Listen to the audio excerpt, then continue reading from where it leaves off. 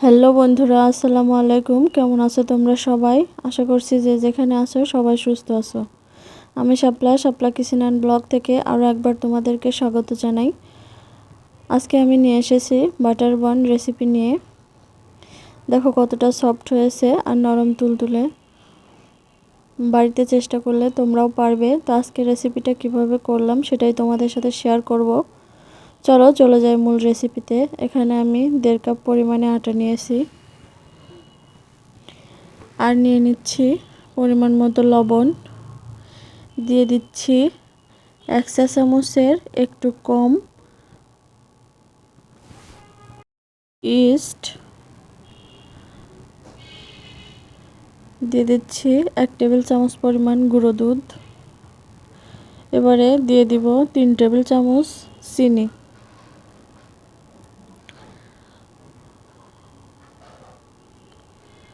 আর দিয়ে দিব 1.5 টেবিল চামচ পরিমাণে সাদা তেল।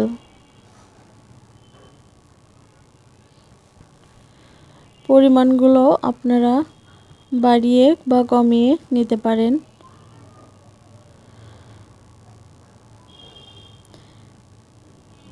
মূল উপাদানগুলো ঠিক রেখে, মূল পরিমাণ ঠিক রেখে আপনারা সব কিছুরই পরিমাপগুলো কমিয়ে বাড়িয়ে নিতে পারেন। তো আমি হালকা কুসুম গরম পানি দিয়ে এটা ডো তৈরি করে নেব।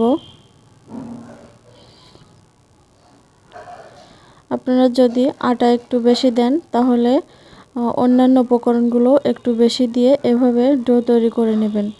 আর অবশ্যই হালকা গরম পানি দিয়ে ডো তৈরি করবেন, ঠান্ডা পানি দিলে কিন্তু ইস্টটা অ্যাক্টিভ হবে না। এখন হাতে একটু তেল মাখিয়ে আমি চারপাশটা এভাবে মাখিয়ে ঢাকনা দিয়ে ঢেকে রেখে দিব 3-4 ঘন্টার জন্য। এটাকে একটু রোদ্রে রাখতে হবে, অথবা চুলার পাশেও রেখে দিলেও পারেন, অথবা গরম পানির মধ্যে রেখে দিলেও এই ইস্টটা অ্যাক্টিভ হয়ে যাবে। তো আমার হয়ে গেছে, আমি এটাকে নিয়ে এসে আরেকটু মথে নিচ্ছি।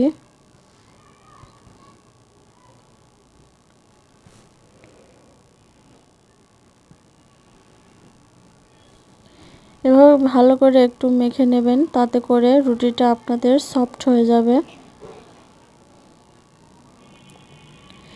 এখন এগুলোকে আমি ছোট ছোট কয়েক টুকরায় ভাগ করে নিচ্ছি।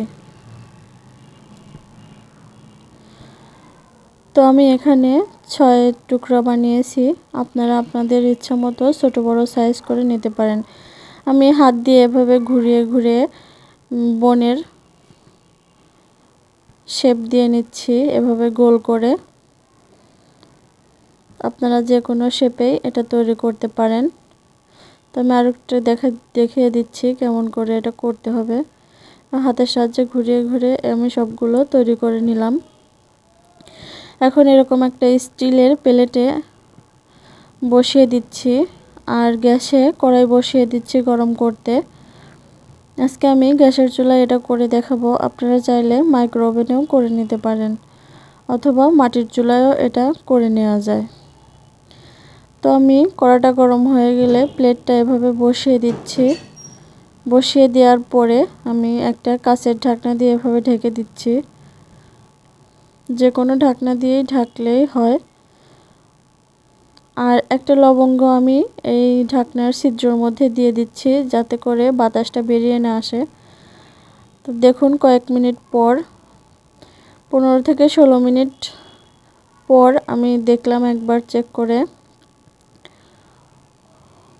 তো আমার এটা হয়ে গেছে। আমি মাঝে একবার উপরে ডিমের কুসুম ব্রাশ করে দিয়েছিলাম, ওটা আমার স্কিপ হয়ে গেছে। আর এটা অপশনাল, না দিলেও চলে, তবে কালারটা সুন্দর আসার জন্য আমি ডিমটা ব্রাশ করেছিলাম। তো দেখুন কত সুন্দর হয়েছে আমার বাটার বনগুলো, ফুলে ফুলে কি সুন্দর হয়ে এসেছে। আমি একটা ভাঙিয়ে দেখে দিচ্ছি।